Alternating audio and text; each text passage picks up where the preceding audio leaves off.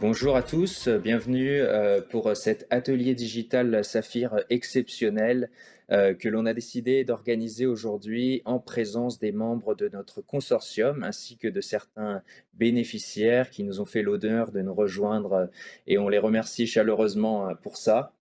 Alors, avant de commencer les discussions, peut-être expliquer très rapidement, qu'est-ce que c'est le projet Saphir? Pourquoi, on vient vous le présenter à Emerging Valley? On vous salue d'ailleurs tous, vous qui nous regardez maintenant. Le projet Saphir, ce qu'il faut savoir, c'est que c'est avant tout un projet pour les jeunes, qui sont en Afrique du Nord, qui sont au Moyen-Orient, et qu'on souhaite accompagner. On a observé, bien sûr, tous ensemble depuis 10 ans, une séquence de bouleversements, de revendications, de demandes de changement qui sont apparues dans la région, qui sont devenues de plus en plus manifestes. Des demandes de changement pour plus d'inclusion, plus de justice sociale, de nouvelles gouvernances, des nouveaux modes d'inclusion au système économique et social.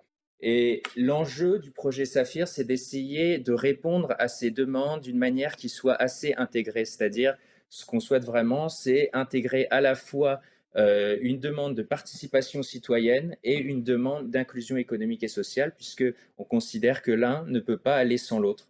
Alors, on a mis en place un ensemble d'activités pour répondre à ces enjeux. D'une part, on a un pilier de notre activité qui concerne la mise en place de projets dans le domaine de l'économie sociale et solidaire, des médias ou également de projets à impact environnemental. Donc c'est une dimension qui vous sera présentée par nos partenaires. On a également un pilier qui concerne le soutien à des jeunes qui veulent s'informer dans le domaine du plaidoyer, dans le domaine du développement durable et également qui veulent porter des projets de plaidoyer auprès des autorités locales. Et puis enfin, ce qu'on souhaite, c'est créer un écosystème général, rassembler toutes ces énergies un peu éparses et dispersées dans un forum régional, que l'on puisse tous se rencontrer, que l'on puisse tous capitaliser sur les compétences de chacun pour bénéficier au maximum des compétences spécifiques de l'ensemble des membres de l'équipe Saphir qui, après 1 an et demi de mise en œuvre du projet, sont devenus un peu comme une sorte de seconde famille. On a en effet lutté face à beaucoup de situations adverses, notamment le Covid, mais ça ne nous a pas empêché de créer des liens, peut-être à distance, et puis qui maintenant se concrétisent dans des rencontres comme celle d'aujourd'hui à Emerging Valley, où on a la chance et le plaisir de se rencontrer. Donc, sans plus attendre, je vais donner la parole à nos partenaires qui sont en charge des activités d'incubation pour Saphir. Carole, Ibtissem, je vous en prie.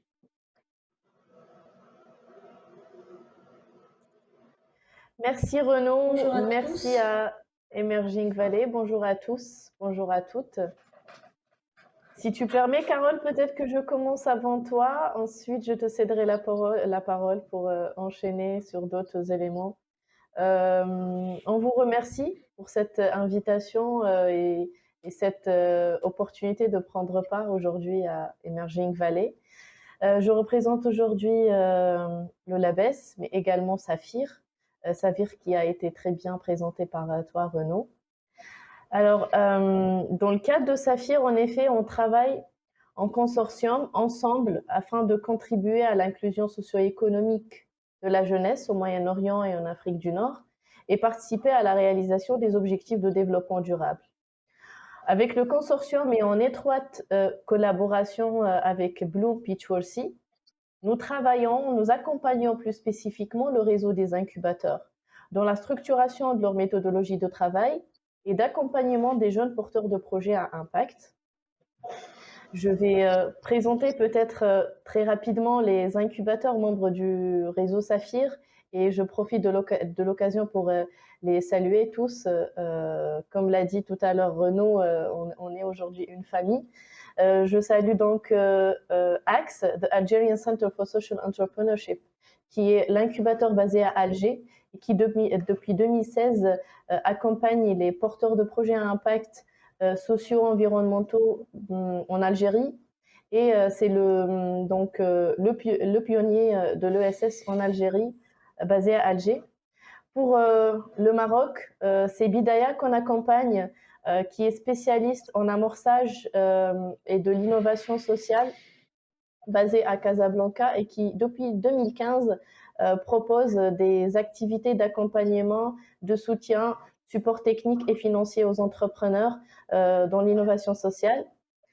En Tunisie, on accompagne El Bedil. El Bedil, qui est une association qui œuvre pour la promotion et la démocratisation de l'art et de la culture en Tunisie. C'est une association qui, depuis 2017, est portée par un groupe de jeunes très dynamiques et qui ont cette volonté justement de soutenir le secteur des industries culturelles et créatives en Tunisie. Pour l'Égypte, on a avec nous dans le réseau Saphir Aïsalex, qu'on a le plaisir d'accompagner, qui est un espace d'innovation technologique communautaire et qui est fortement engagé sur le plan social et environnemental également. Comme vous pouvez le voir, pour l'ensemble des mondes Saphir, il y a cette réelle affinité quant aux objectifs de développement durable et puis à l'entrepreneuriat social et questions d'économie sociale et solidaire.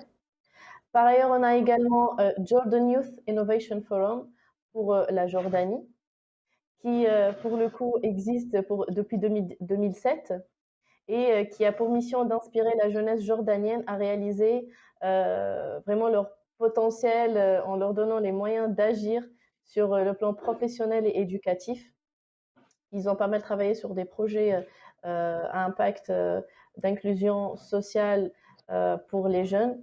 Et puis là, aujourd'hui, on les accompagne dans la structuration de méthodologies plus larges d'accompagnement des jeunes dans l'entrepreneuriat social. Et je termine par le 7e incubateur du réseau Saphir, qui est UCASTI, basé en Palestine. C'est un incubateur créé en 2010 et qui a pour mission de développer un écosystème qui puisse soutenir les jeunes entreprises dans les domaines de la technologie en Palestine. Voilà, c'était donc la liste des incubateurs du réseau Saphir qu'on accompagne conjointement l'ABS et Pitchworthy dans le cadre de Saphir. Et je laisse peut-être ma collègue Carole continuer sur ce volet d'accompagnement des incubateurs Saphir. Merci. Merci beaucoup, Kissem, pour cette parfaite description. Voilà, comme vous l'avez vu, l'une des composantes majeures du projet Saphir, c'est la composante régionale. Nous avons mis en place ce réseau d'incubateurs, de structures d'accompagnement qui aujourd'hui a créé une dynamique d'engagement, de collaboration et de partage de connaissances qui ne fait que renforcer l'écosystème entrepreneurial et de l'économie sociale et solidaire dans la région. Un autre volet de la régionalité, c'est les jeunes. C'est le cœur de cible du projet Saphir. Nous soutenons plus de 1000 jeunes du Maghreb au Maghreb, des 7 pays, de l'Algérie, de la Tunisie, du Maroc, de la Palestine, de la Jordanie, du Liban. Pour ces jeunes-là, et au-delà de la géolocalisation des projets, c'est surtout la création d'opportunités de networking, d'opportunités de collaboration. Et nous le savons tous que nous sommes généralement dans cette région très fermés sur notre propre écosystème. Pour différentes, je ne vais pas discuter ici. Mais le projet Saphir a permis la connexion de ces jeunes-là et la création d'opportunités de connexion qui vont leur permettre non seulement d'améliorer leur projet et leur contexte, dans leur contexte, mais aussi d'avoir des visées sur des régionaux et de démultiplier l'impact de leur projet. C'est un projet d'une envergure énorme. Et nous sommes fiers de participer en tant que Bloom et aussi en tant que faisant partie de la famille Saphir.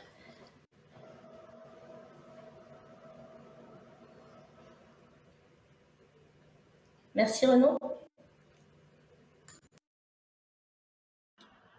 Renaud, ton micro. Voilà, ce sont les aléas du direct. Merci Carole, merci Ibtissem. On a également un troisième acteur très important dans votre volet d'activité qui concerne l'incubation. Sima, je te laisse prendre la parole. Merci beaucoup Renaud. Bonjour à toutes et tous et merci à l'Institut français pour l'initiative de cet atelier qui nous permet de valoriser le projet Saphir, qui est un projet très important pour nous. Merci aussi à Emerging Valley de nous recevoir, de nous accueillir virtuellement pour cet atelier. On aura peut-être l'occasion de vous rencontrer dans les couloirs du Palais du Pharaon. En tout cas, ce sera avec grand plaisir. Donc peut-être pour vous dire rapidement quelques mots sur qui nous sommes à l'AUF. Donc nous sommes la plus grande association internationale d'universités, avec plus de 1000 universités, grandes écoles et centres de recherche membres dans 119 pays. Il faut savoir que l'employabilité des jeunes et le développement de l'entrepreneuriat est vraiment au cœur de notre stratégie 2021-2025. Et étant donné que la mission première des universités est de former d'une part la jeunesse et de préparer son insertion professionnelle d'autre part, nous essayons de les accompagner au mieux dans ces missions et dans le développement et la diffusion de la culture entrepreneuriale pour permettre aux jeunes de développer leurs compétences, soit pour créer leur entreprise, leur start-up, ou pour renforcer leur employabilité, parce qu'on sait que les compétences qu'ils pourront acquérir dans le cadre d'un parcours entrepreneurial peut servir à créer une start-up, mais peut aussi leur permettre d'acquérir des compétences très importantes et très demandées sur le marché du travail d'aujourd'hui. L'AUF contribue aussi à renforcer le positionnement et le rôle des universités comme des acteurs incontournables de l'écosystème entrepreneurial et de l'innovation, parce que les universités sont des viviers d'experts et de véritables hubs d'innovation à travers notamment les activités de recherche qu'elles mènent, leur communauté de chercheurs, leurs doctorants. Donc elles ont vraiment ce rôle d'innovation, de transfert d'innovation qu'elles peuvent faire aussi avec le secteur privé, avec les incubateurs et les structures d'accompagnement. Pour ce qui est de l'entrepreneuriat, leur rôle dans la diffusion de la culture entrepreneuriale et l'accompagnement des jeunes s'est fortement renforcé ces dernières années, parce que les universités sont de plus en plus convaincues que l'entrepreneuriat est un levier important pour une meilleure insertion économique des jeunes. Et de plus en plus d'universités se saisissent donc désormais de cette question en créant des campus, notamment des espaces d'innovation au sein de leur campus et en concevant des formations autour de cette thématique. À tel point que de plus en plus d'universités se présentent aujourd'hui comme des universités entrepreneuriales. Donc, ce qui montre l'importance que cette mission a pu prendre par rapport aux missions traditionnelles de l'université. Leur rôle est en tout cas primordial pour sensibiliser très tôt les jeunes à l'entrepreneuriat, développer leurs compétences et accompagner leurs projets de l'idéation à la pré-incubation. Donc on voit bien que les universités sont au début du parcours entrepreneurial des jeunes. Elles peuvent les préparer au mieux à rejoindre plus tard des structures des SAU, des structures d'accompagnement à l'entrepreneuriat innovant et poursuivre sur la voie de la création d'entreprises ou, comme je le disais, profiter des compétences qu'elles auront acquises pour trouver un emploi dans le secteur privé, dans le secteur public. Mais voilà, en tout cas, on sait que c'est très important pour le profil de ces jeunes-là, pour leur insertion professionnelle, de développer ces compétences. Afin de contribuer à la création d'un environnement plus propice au développement de l'entrepreneuriat dans les universités, l'AUF contribue aussi à l'adoption de ce qu'on appelle le statut d'étudiant entrepreneur dans les différents pays d'intervention de l'AUF. Pour vous donner rapidement quelques exemples, grâce au projet Salem, qui est cofinancé par l'Union européenne, comme le projet Saphir dont on parle aujourd'hui, ce statut a pu être adopté au Maroc et en Tunisie. Et grâce au projet DEAL, développement de l'entrepreneuriat étudiant au Liban, il a été adopté au Liban. Ce statut a de nombreux avantages, notamment la possibilité pour les étudiants d'aménager leurs horaires et de remplacer le stage ou le projet de fin d'études obligatoire par une expérience entrepreneuriale, donc qui sera validé sous forme de crédit dans le cadre de la formation de l'étudiant. Nous sommes également convaincus à l'AUF que la jeunesse doit pouvoir participer activement à la préparation de son avenir professionnel, à l'atteinte des objectifs du développement durable, et cela passe par une sensibilisation renforcée à ces enjeux et un accompagnement spécifique. L'université, de son côté, a également un rôle sociétal important à jouer, notamment dans l'atteinte des ODD, et c'est pourquoi nous accompagnons les établissements d'enseignement supérieur dans le renforcement de leur stratégie en matière de responsabilité sociale des universités, ce qu'on appelle la RSU, donc la RSE pour les entreprises, la RSU pour les universités. Et c'est pour toutes ces raisons que l'AUF a souhaité prendre toute sa part dans la conception et la mise en œuvre de Saphir, aux côtés du coordinateur du projet, l'Institut français, qui est représenté aujourd'hui par Renaud, et des autres partenaires du projet, le LABES, représenté par Ibtissem, Pitchworthy Bloom, représenté par Carole, la NND et CFI Média. parce que nous sommes convaincus que ce projet contribuera à renforcer et structurer l'écosystème entrepreneurial régional en Afrique du Nord et au Moyen-Orient, en accompagnant et en renforçant la collaboration entre 7 incubateurs locaux, 18 universités et 21 organisations de la société civile pour une meilleure synergie et une action commune en faveur de la jeunesse de ces pays. C'est pourquoi nous prenons toute notre place dans ce projet. Notre rôle plus concrètement dans Saphir consiste à accompagner les universités du réseau dans la mise en œuvre de 3 types d'activités: la création et le renforcement d'un incubateur, la création de formations dédiées à l'entrepreneuriat social et aux ODD, et enfin le renforcement de leur stratégie en matière de RSU, de responsabilité sociale des universités. À travers Saphir, Renaud le rappelait en introduction, ce sont également plus de 1000 jeunes porteurs de projets à impact social, culturel ou environnemental qui seront directement accompagnés, dont un grand nombre d'étudiants entrepreneurs, représentés aujourd'hui par M. Mourad Chelirem, étudiant entrepreneur algérien dont le projet est incubé par le Algerian Center for Social Entrepreneurship dans le cadre de Saphir. Voilà, merci à toutes et à tous pour votre attention, et c'est avec beaucoup de plaisir et d'intérêt que je vais écouter les interventions des jeunes accompagnés dans le cadre de Saphir. Merci beaucoup. Merci. Merci beaucoup, Sima. Et bien maintenant, je crois que c'est le moment tant attendu. On va pouvoir enfin donner la parole justement aux jeunes qui sont un peu les héros du projet Saphir, et on souhaite pouvoir les mettre en avant aujourd'hui à l'occasion d'Emerging Valley, puisque la transition est toute faite. Peut-être chez l'IREM, puisqu'on évoquait ton projet à l'instant. Peut-être que tu pourrais prendre quelques minutes, nous présenter ton projet, et puis on aura une petite discussion dans la foulée. Oui, bien sûr. Est-ce que je peux utiliser l'anglais?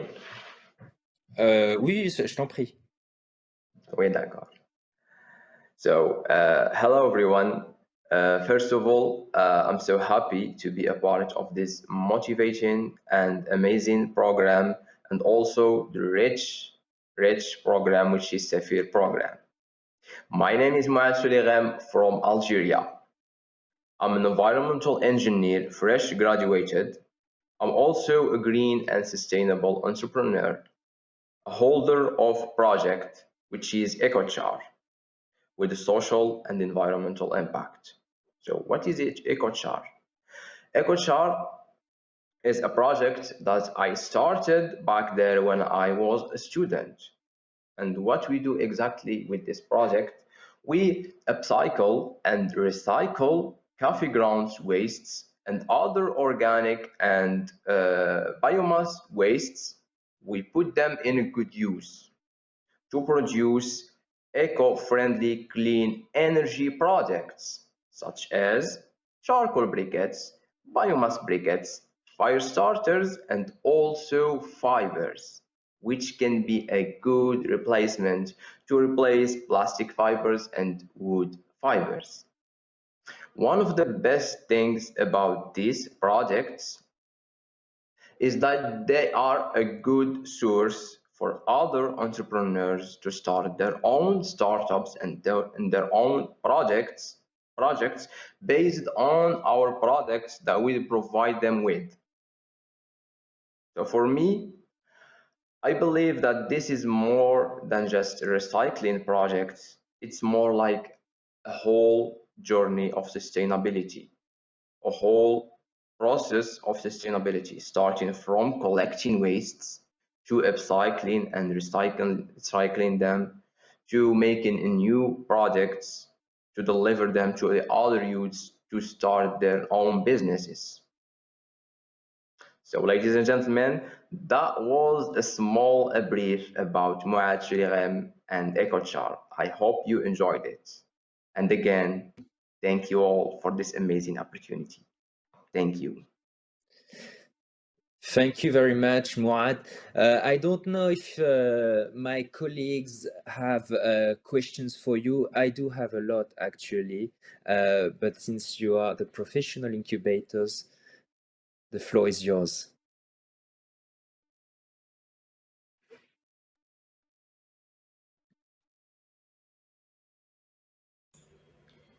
Petit je pourrais poser une question?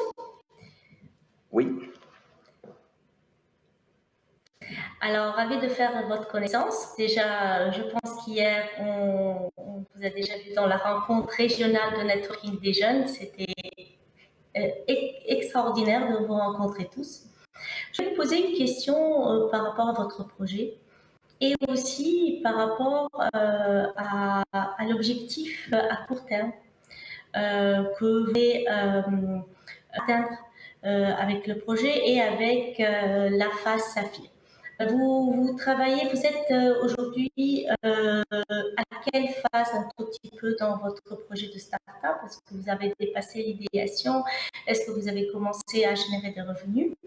Et si oui ou non, quels sont vraiment vos objectifs à atteindre, c'est-à-dire d'ici 6 à 1 an?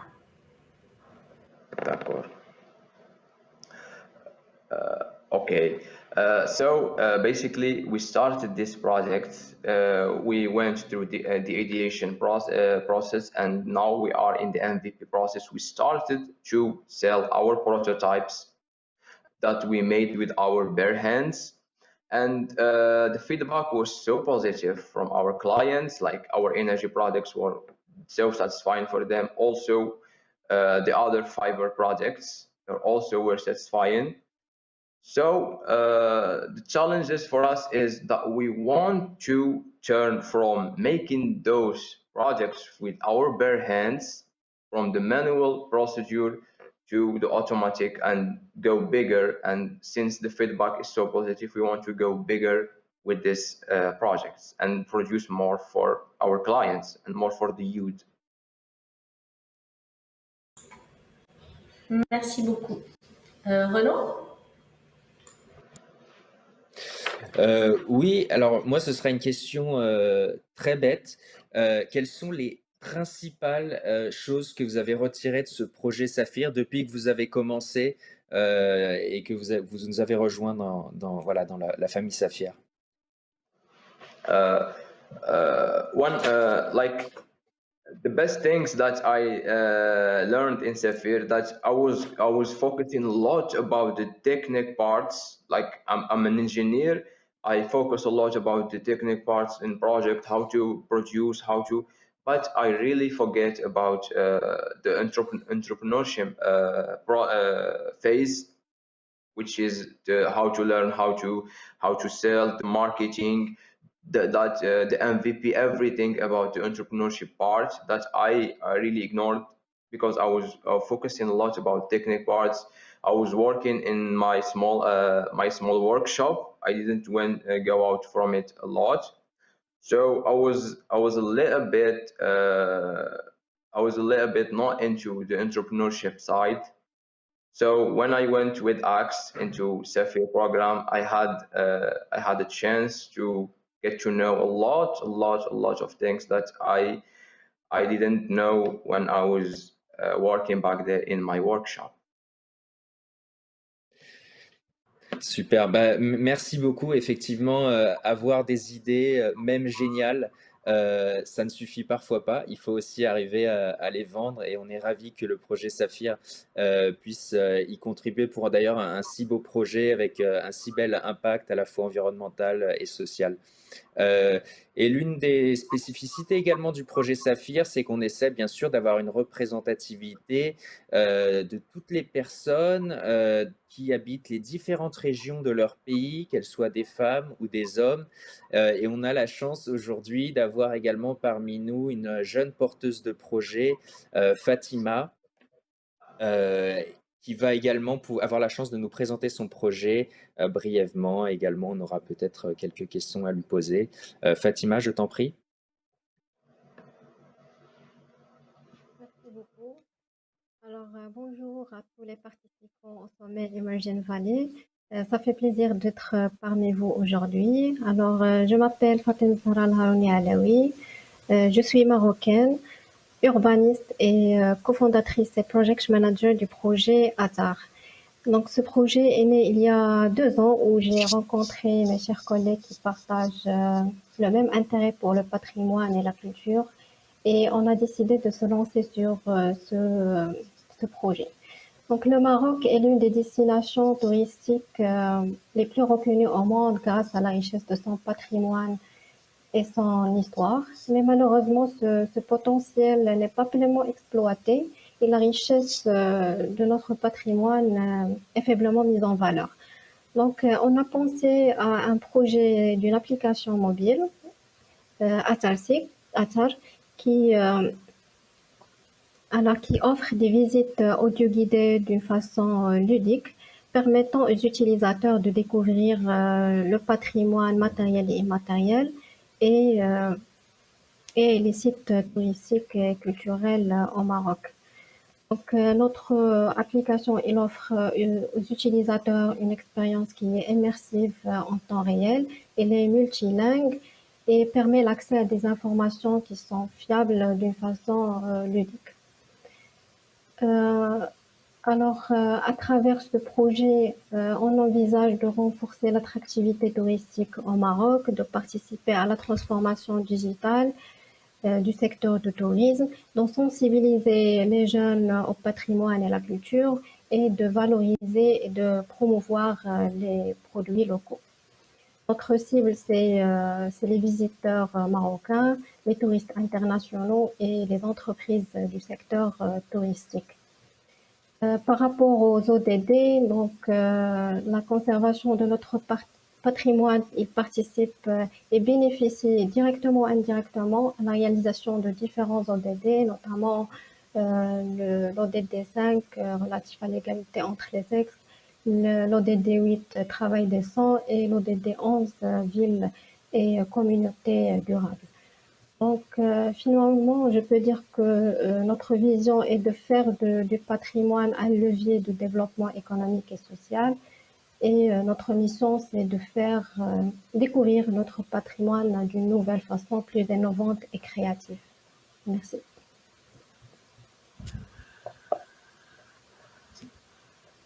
Merci beaucoup Fatima. J'imagine que peut-être Ibtissem ou Carole également, vous avez des questions pour Fatima. Oui, Renaud. Oui, merci Renaud. J'aurais une question pour Fatima que je remercie. Je félicite également les autres entrepreneurs ici présents pour leur participation au programme Saphir. Et puis, comme on connaît un peu les projets, donc je vais avoir peut-être deux principales questions là. La première, elle est axée plutôt, elle est plutôt opérationnelle.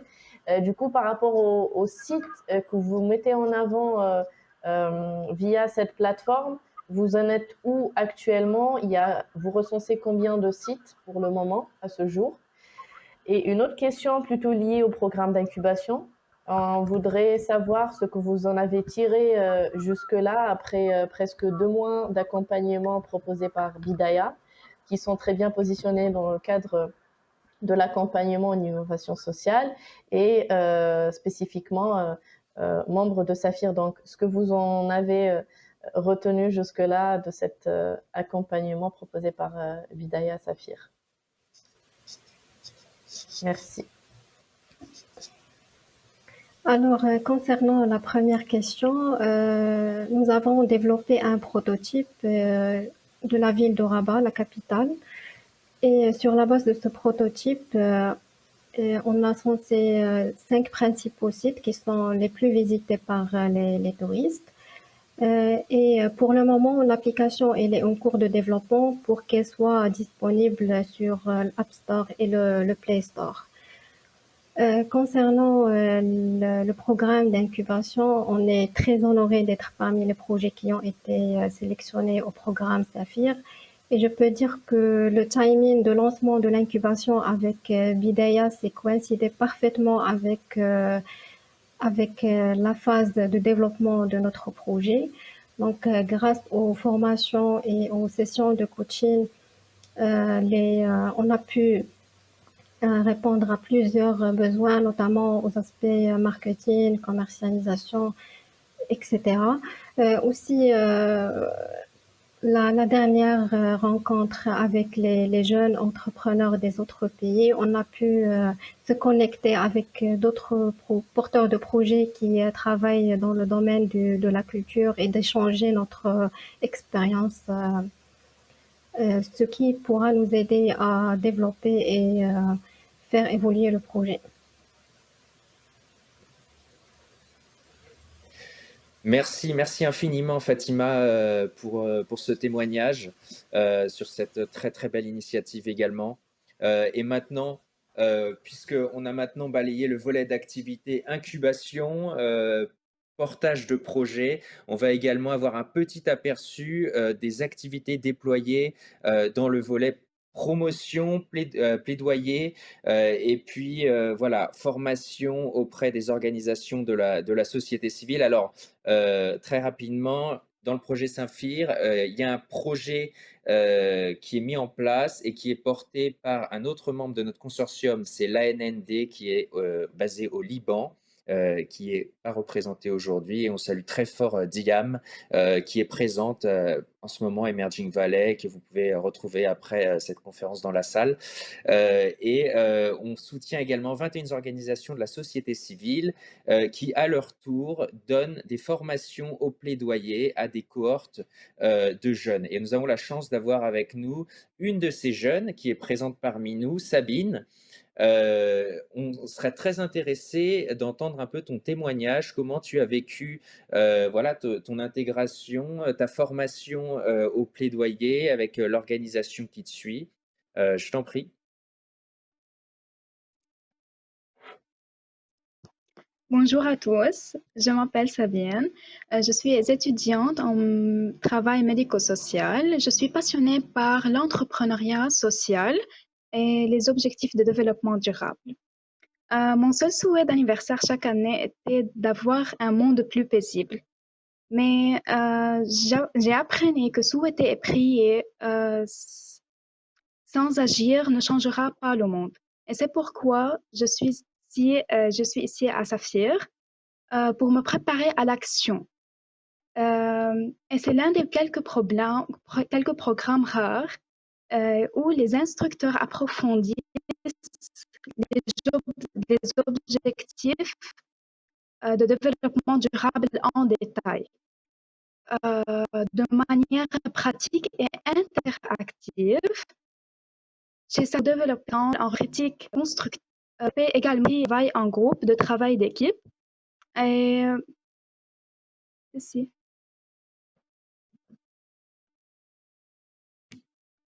Merci beaucoup, merci Sabine. Alors, on a pu voir, on va avoir un aperçu de ce que tu as eu la chance de pouvoir faire à travers les activités Saphir, et puis naturellement également les difficultés qui parfois nous assaillent, notamment les difficultés techniques de communication avec parfois des micros qui deviennent un peu capricieux, mais ce sont également les joies de ce genre d'atelier. Alors, j'avais éventuellement une petite question pour toi. Qu'est-ce que tu ambitionnes de faire à l'issue de cette formation au plaidoyer? Est-ce que tu as des projets? Est-ce que tu as déjà formulé des idées pour la suite? Oui, j'ai deux idées. Premièrement, je suis en train de travailler seule avec un groupe, mais pas dans Saphir, sur un projet nommé Hilm Hilmak pour traduire les traumatismes et les déchets environnementaux en artistique, en products artistiques pour faire promotion de l'inclusion sociale.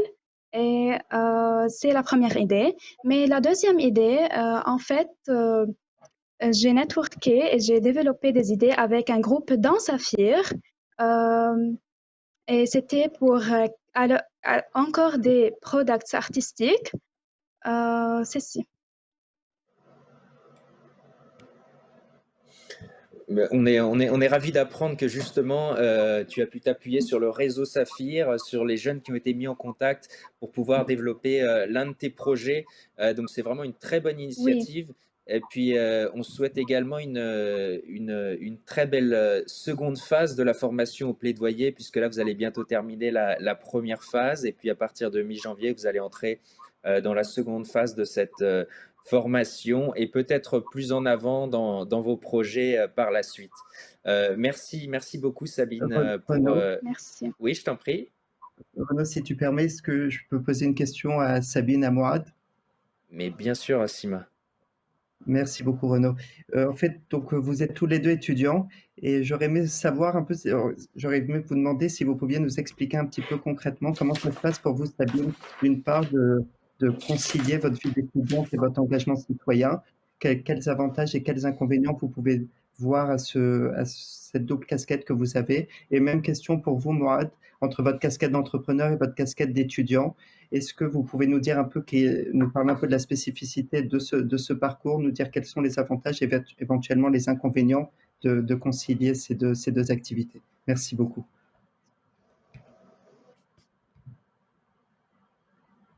D'accord.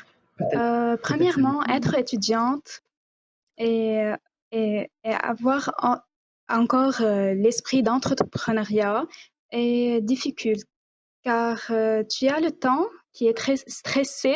Tu es stressé dans le temps d'être un étudiant et encore avoir l'esprit entrepreneuriat et travailler en d'autres projets euh, en face de l'université. Donc, on est stressé dans le temps, ce qui est un inconvénient, mais un avantage d'avoir l'esprit entrepreneuriat et d'être un étudiant encore et de networker, de développer développer l'environnement, tes networks, comme dans Saphir, de pratiquer, de, tu es, tu es, tu es, tu es, tu es différent des étudiants qui n'ont pas l'esprit entrepreneuriat. Ce qui est très bien pour ton futur. Tu as une vision, tu as des visions, tu as des goals, tu as des dreams. D'accord? Ce qui fait différent, ce qui est unique pour toi en différent des autres étudiants en université qui n'ont pas l'esprit entrepreneuriat. Merci beaucoup, Sabine. I think one of the best thing about being a student entrepreneur or a fresh graduated entrepreneur is the community. Is that you have that community that motivates you, that community which makes you want to do more. And for me, it was ACTS community because it's all about social entrepreneurship and environmental entrepreneurship. I had that community that was motivating me to do more, and that's my point of view about being a student entrepreneur or fresh graduated entrepreneur is about the community that you have in this period is so important. So that's it. Thank you very much, Mourad. Je pourrais poser une question à Sabine, Renaud? Je t'en prie. Merci. Sabine, en tant que compatriote et libanaise, je voulais savoir qu'est-ce que le projet Saphir t'a amené concrètement dans ce chaos et ces temps très difficiles dans lesquels nous vivons au Liban. J'aimerais entendre ça de la part d'un jeune parce que par rapport à moi qui travaille pour Saphir, ça m'a énormément amené. Je voudrais savoir, les jeunes, qu'est-ce que vous en avez pensé?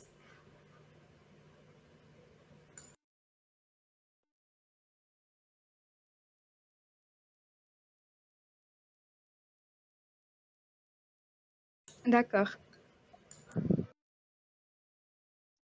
En Saphir, après Covid, on a manqué l'interaction humaine entre la communauté et networker. C'était difficile de networker online, mais avec Saphir, on a la chance et l'opportunité de networker et de développer notre environnement, de rencontrer des personnes qui ont le même mindset entrepreneuriat, ce qui était très bon après Covid. Oui, c'est là, l'interaction humaine.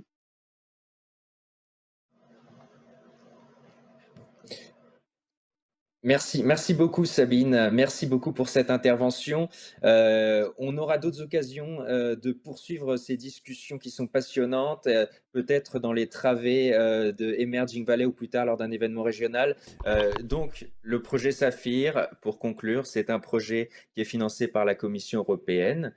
L'Institut français est le chef de file du projet Saphir et il réunit un consortium de partenaires, les incubateurs l'ABES en Tunisie, Pitch4C au Liban. On a également la chance d'avoir l'Agence universitaire de la francophonie. On a également CFI, l'Agence de développement des médias. Et nous avons notre partenaire, l'ANND, qui est basé au Liban également.